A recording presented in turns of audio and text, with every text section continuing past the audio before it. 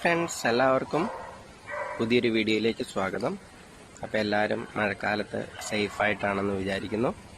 അപ്പോൾ നമ്മളിന്ന് ഉണ്ടാക്കാൻ പോകുന്ന ഒരു മുട്ട ബജ്ജിയാണ്.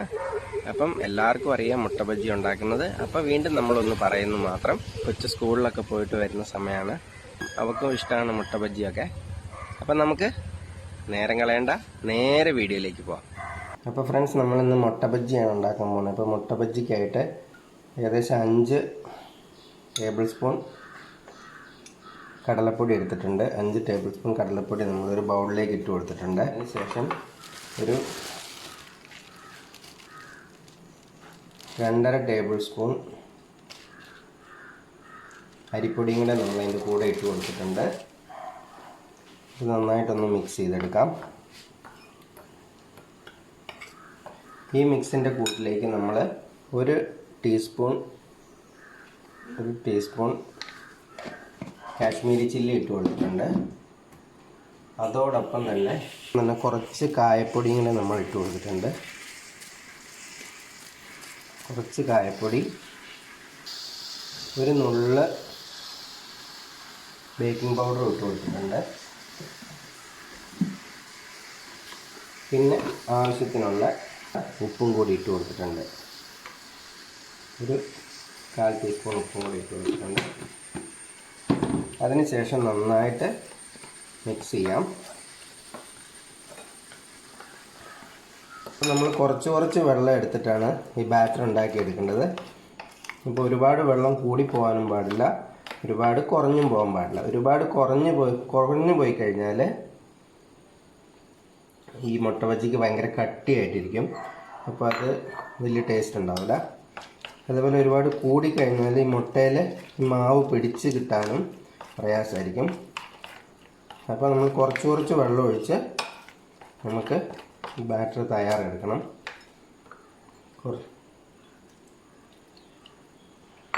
നമ്മൾ കുറച്ച് വെള്ളം ഒഴിച്ചിട്ട് വേണം ബാറ്റർ റെഡിയാക്കി എടുക്കാൻ.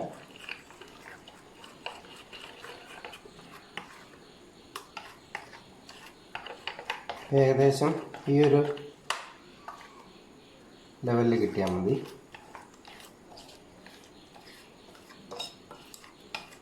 അപ്പോൾ നമ്മുടെ ബാറ്റർ ഏകദേശം റെഡിയാണ്.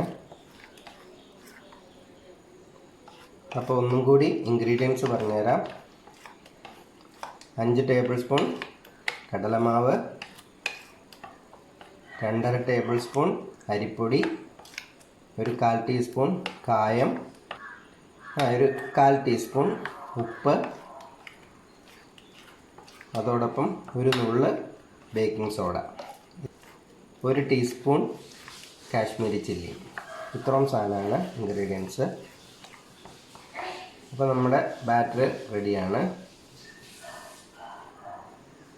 അപ്പോൾ ഫ്രണ്ട്സ്, നമ്മളൊരു 3 മുട്ട പുഴുങ്ങിയത് എടുത്തേക്കുന്നത് മുട്ട ബജ്ജിക്ക് വേണ്ടിയിട്ട്.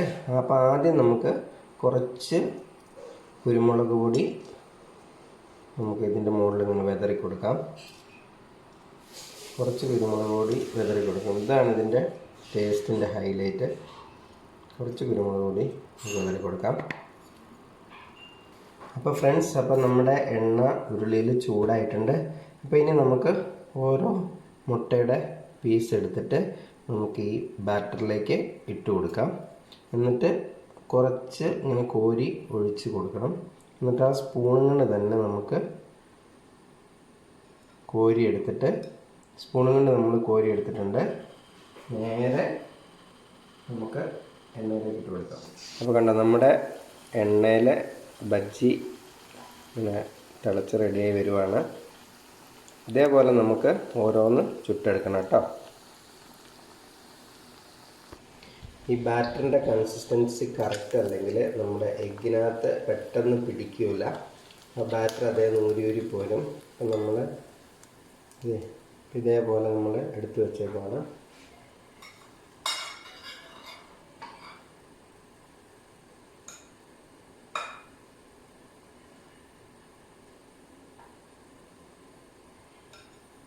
അടുത്തത് നമ്മൾ ഇട്ട് കൊടുക്കുവാണ് ഇതേപോലെ.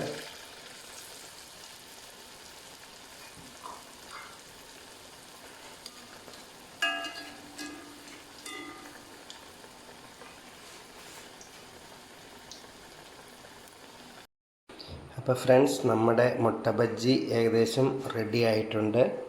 അപ്പോൾ ഇതാണ് നമ്മുടെ മുട്ട ബജ്ജി. അപ്പം എങ്ങനെയുണ്ട്?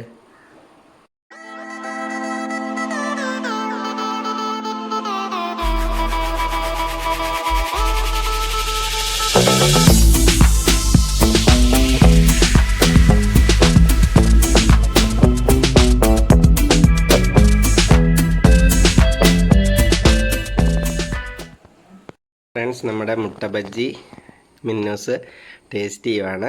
അപ്പോൾ മുട്ട ബജ്ജിക്ക് ചമ്മന്തിയോ അല്ലെങ്കിൽ കച്ചപ്പൊക്കെ ആയിട്ട് കൂട്ടുന്നത് നല്ലതായിരിക്കും. ഇനി കച്ചപ്പിലൊക്കെ മുക്കിയിട്ട് കഴിച്ചു നോക്കിയെങ്കിലേ. പക്ഷേ എന്നാലും ഇത് മുട്ട ബജ്ജി ആയ കാരണം മിന്നൂന് ഇഷ്ടമായിട്ട് വരും. എങ്ങനെയുണ്ട്? രസമല്ലേ? ക്രിസ്പി ആയിട്ടുണ്ടോ? എങ്ങനെയുണ്ട്? അഭിപ്രായം എങ്ങനെയാണ്? രസമുണ്ടോ? Okay, thank U.